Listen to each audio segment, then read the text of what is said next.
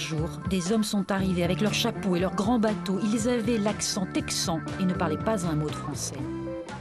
Délé Bérard se souvient les avoir vus débarquer dans son bayou.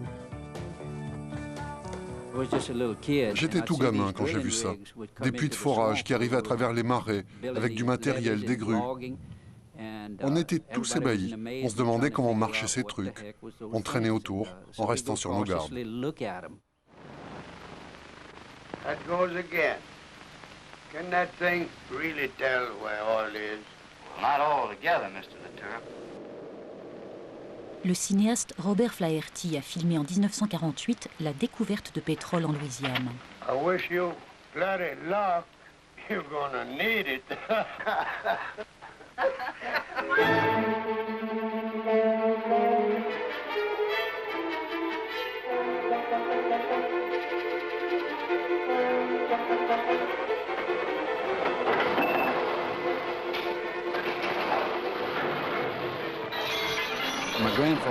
Mon grand-père avait une scierie et mon père était très intéressé par le forage. Il a passé toute sa vie à travailler dans les champs de pétrole. Vous aussi? Oui.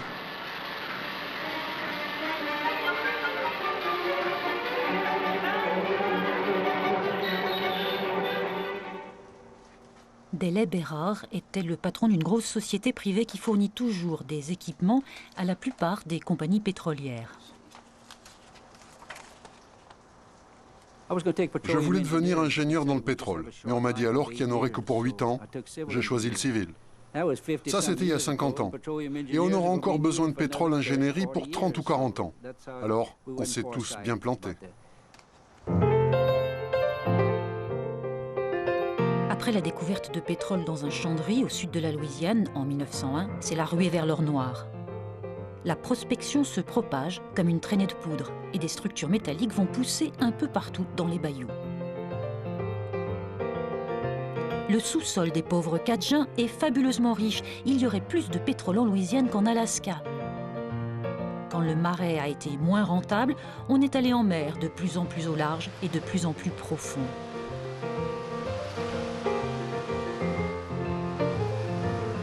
Dans les années 60, des centaines de compagnies exploitent le gaz et le pétrole du golfe du Mexique.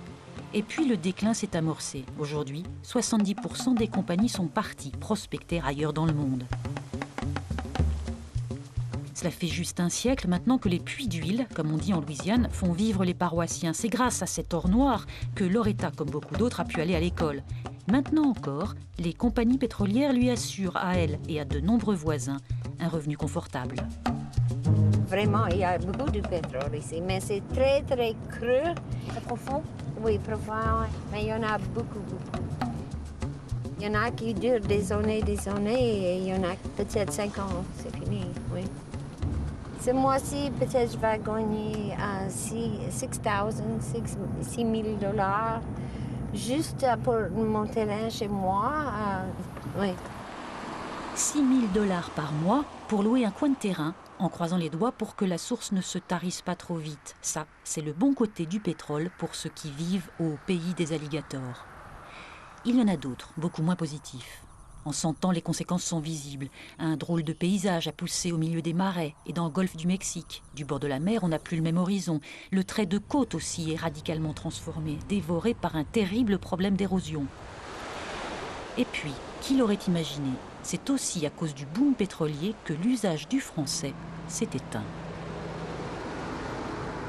L'arrivée du pétrole, bien sûr, a amené beaucoup de gens ici qui nous regardaient de haut. Le système était anglais. Si tu voulais réussir dans la vie, il fallait que tu parles anglais, il fallait que tu sois capable de lire et écrire en anglais. Si tu voulais avoir du travail autre que pêcheur, ou bien piégeur, ou bien fermier, si tu voulais avoir un travail autre que ça, il fallait parler anglais. Dans le monde pétrolier, le français est toujours formellement interdit sur les lieux de travail, raison de sécurité.